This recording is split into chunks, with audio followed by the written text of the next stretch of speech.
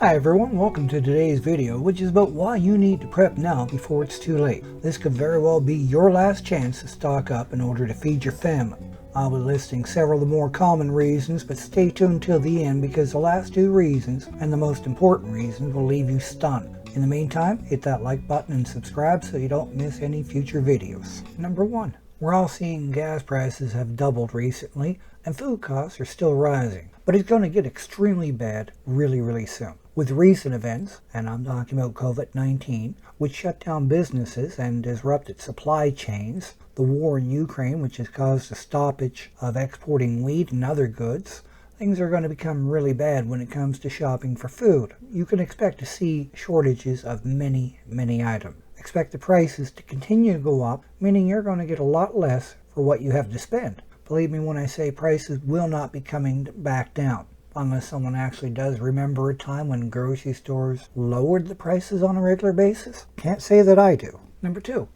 When you consider how globalized our food supply chain is and the amount of food processing centers worldwide that are being destroyed by fires, we'll be hard-pressed to find many food items in the coming months. To add to this, the Netherlands is drafting legislation to reduce farming stock by up to 30% to help combat, now get this, to help combat the nitrogen crisis. That's going to hit even harder in a time when we need more food. Number 3.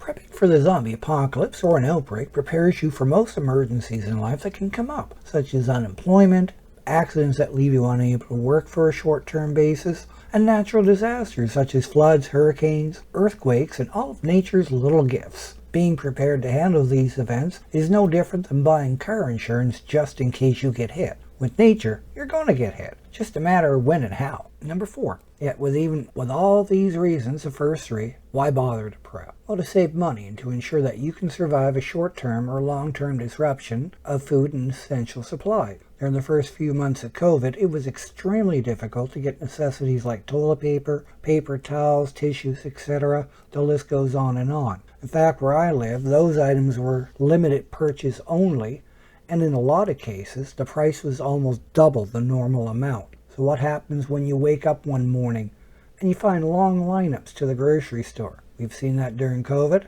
So finally, when you get your turn to enter the store, you find it almost empty and you're limited to what you can buy. What do? How do you feed your family? How do you feed yourself? So what are some of the things that we expect to run out of? First of all, wheat. The invasion of Ukraine, which is one of the world's biggest exporters, will definitely cause shortages in this area.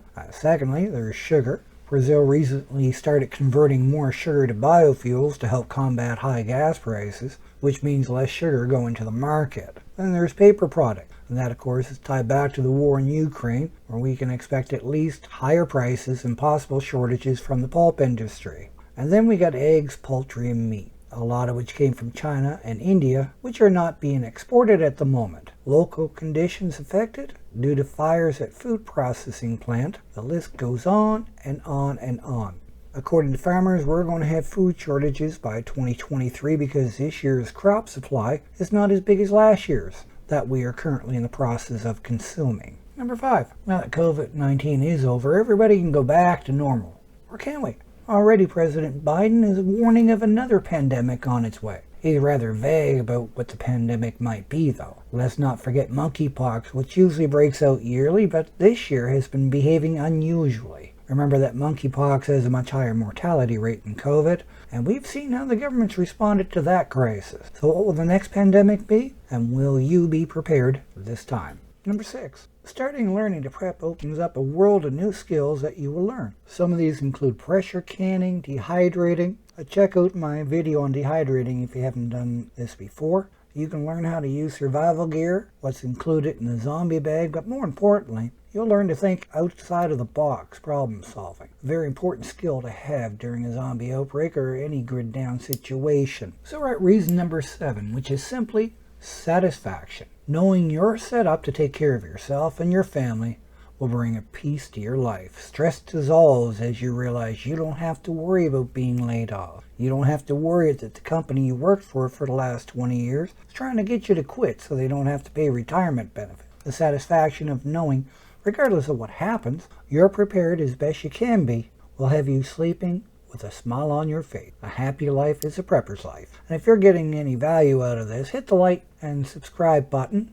Show a little love. Now for the 2 most important reasons to start prepping right now. Reason number 8, and this is a big one, but not the biggest. According to an article in the Express written by Sean Martin on July 19th of 2021, a zombie outbreak is possible and only needs the evolution of one parasite to happen. Dr. Ben Newman, a professor of virology at the University of Reading, believes that a virus such as rabies could evolve and conquer humanity. Man's oldest and most primal fear, the fear of being eaten alive, is now close to becoming true. Thank goodness no one performs gain of function on viruses these days, or we'd be in big trouble. But a question that does come to mind when they say it only needs the evolution of one parasite to happen. How do they know this? Are they actually working on it? That wasn't really specified. Number 9, and the last reason, and the most important one. Get ready for this one. Because according to the World Resource Institute, by the year 2050, and that's just in 28 years, we will not be able to feed the world's population. In fact, we will fall short of that goal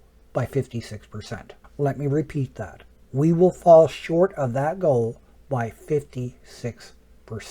In other words, 56% of the human population is going to die of starvation if things don't change. Now, this study was conducted 4 years ago, before COVID-19, before all the disruptions to the food supply network that it caused, before all these food processing centers burnt to the ground in accidental fires. This means that we may not have near as much time as we thought. Starvation is a slow, painful, and ugly death, one I wouldn't wish on anyone. So start prepping, keep watching these videos, and keep learning. And I'll see you all in the next video. Don't forget to like and subscribe for more content so that you can stay updated. You all take care now.